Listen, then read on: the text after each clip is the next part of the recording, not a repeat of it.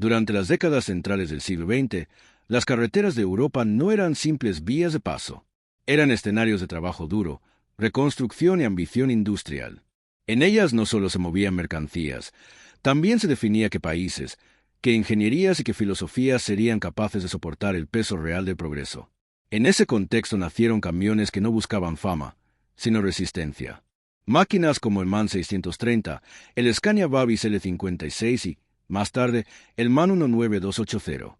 En los años 50, Europa aún sentía las cicatrices de la posguerra. Las infraestructuras eran irregulares, muchas carreteras seguían siendo de tierra o grava, y los transportes pesados exigían vehículos capaces de trabajar en condiciones extremas. No había margen para errores. Un camión no podía permitirse fallar a mitad de ruta.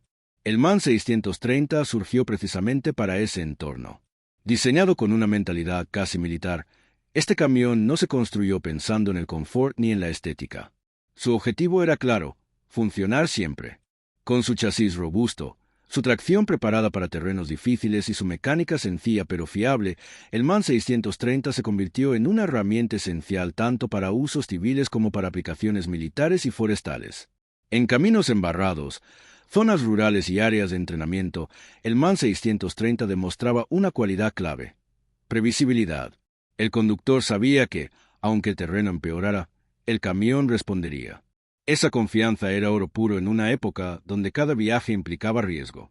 Mientras Alemania apostaba por la solidez estructural, en Suecia se desarrollaba una filosofía diferente, pero igual de efectiva. Scania Vabis entendió pronto que el transporte pesado europeo no necesitaba solo potencia, sino durabilidad constante. Así nació el Scania Vabis L56. El L56 no intentó copiar a Mercedes ni a MAN.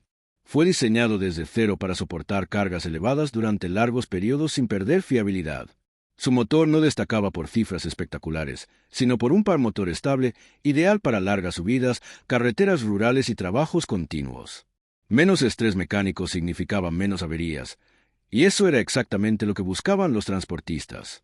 El bastidor del L56 era deliberadamente sobredimensionado. No se pensó para ahorrar peso, sino para resistir torsiones constantes. En regiones con carreteras en mal estado, esa decisión marcó la diferencia.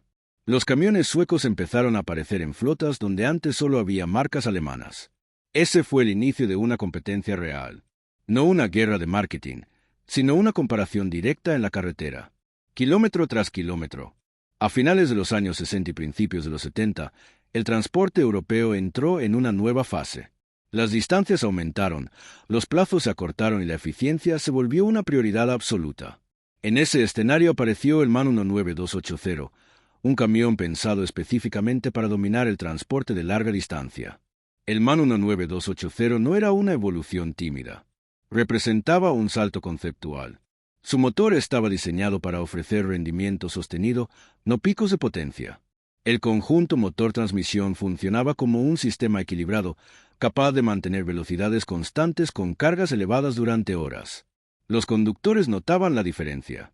Menos cambios de marcha, menor fatiga, mayor sensación de control. En rutas largas entre Francia, Alemania, Italia y el Benelux, el MAN 19280 comenzó a destacar sin necesidad de publicidad agresiva. Simplemente cumplía mejor su trabajo. Francia, tradicionalmente fiel a Renault, empezó a observar con atención. No por desconfianza hacia sus propios camiones, sino porque los resultados eran difíciles de ignorar. En rutas similares, con cargas comparables, los MAN mostraban menor consumo relativo y menos paradas imprevistas. La clave estaba en la ingeniería aplicada al uso real, no al laboratorio. Tanto el MAN 630 como el L56 y el 19280 compartían una filosofía común: diseñar para durar, no para impresionar en catálogos. Los talleres también jugaron un papel importante. La facilidad de mantenimiento, el acceso a componentes y la tolerancia a combustibles de menor calidad hacían que estos camiones pasaran más tiempo en la carretera y menos en reparación. Para las flotas, eso se traducía directamente en rentabilidad. Con el paso de los años, estas máquinas construyeron su reputación sin ruido. No eran camiones bonitos. Eran camiones respetados. En barro, nieve, grava o asfalto caliente, seguían trabajando. Hoy, cuando los vemos en fotografías en blanco y negro, cargados hasta el límite, avanzando lentamente por carreteras imposibles, entendemos por qué marcaron una época. No representaban solo marcas o países, sino una manera de entender el transporte. Resistencia, coherencia y fiabilidad por encima de todo. Estos camiones no cambiaron Europa con discursos. Lo hicieron con kilómetros recorridos, toneladas transportadas y motores que nunca se rendían. Y por eso, décadas después, siguen siendo recordados como verdaderos pilares del transporte pesado europeo. Mientras Europa avanzaba hacia la modernización, el transporte pesado se convirtió en un factor estratégico. No solo se trataba de mover mercancías, sino de hacerlo de forma constante, predecible y económica. En ese contexto, camiones como el MAN 630, el Scania Vabis L56 y el MAN 19280 empezaron a diferenciarse de forma clara. Uno de los aspectos menos visibles, pero más decisivos, era la relación entre potencia y durabilidad. En los años 50 y 60, muchos fabricantes perseguían cifras llamativas, pero en la práctica eso se traducía en motores forzados y mayores fallos mecánicos. MAN y Scania eligieron otro camino. El MAN 630, por ejemplo, utilizaba motores diseñados para trabajar siempre por debajo de su límite máximo. Esto permitía que el camión operara durante horas en condiciones extremas sin sobrecalentamientos ni pérdidas de rendimiento.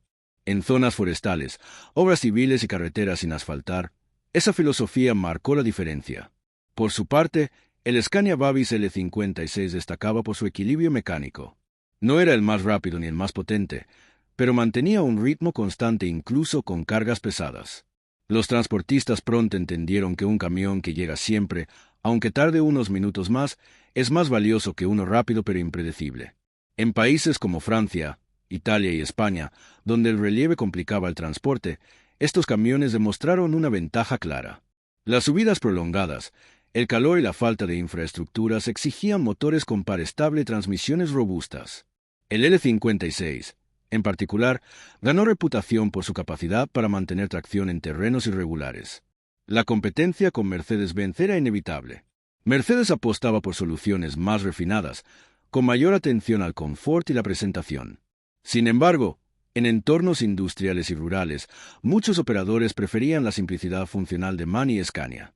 Menos electrónica, menos piezas delicadas, más horas de trabajo real. Con la llegada del MAN 19280, esta filosofía se trasladó al transporte de larga distancia.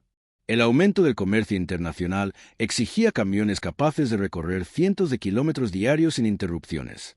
El 19280 fue diseñado pensando en esa realidad.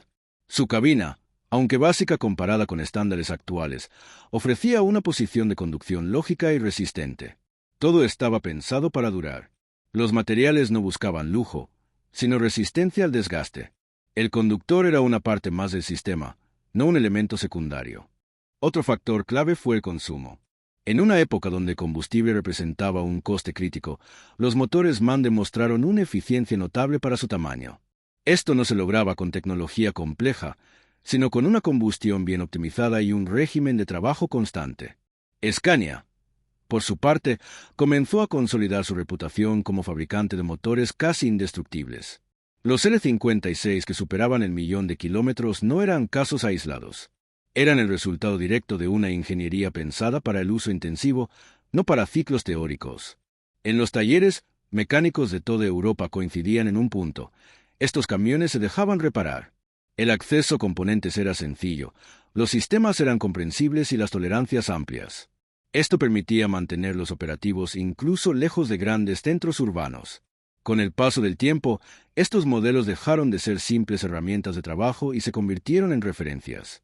Las nuevas generaciones de camiones, incluso con más tecnología, heredaron principios básicos de estas máquinas: robustez, fiabilidad y lógica mecánica. Hoy, cuando analizamos la historia del transporte pesado europeo, es imposible ignorar el papel de estos camiones. No dominaron titulares, pero dominaron carreteras. No prometieron innovación radical, pero cumplieron cada día. El MAN 630, el Scania Vabis L56 y el MAN 19280 representan una era donde la ingeniería hablaba a través del trabajo real. Una época donde el éxito se medía en kilómetros recorridos y no en campañas publicitarias. Y quizá por eso, décadas después, siguen siendo recordados como símbolos de una ingeniería honesta, directa y eficaz.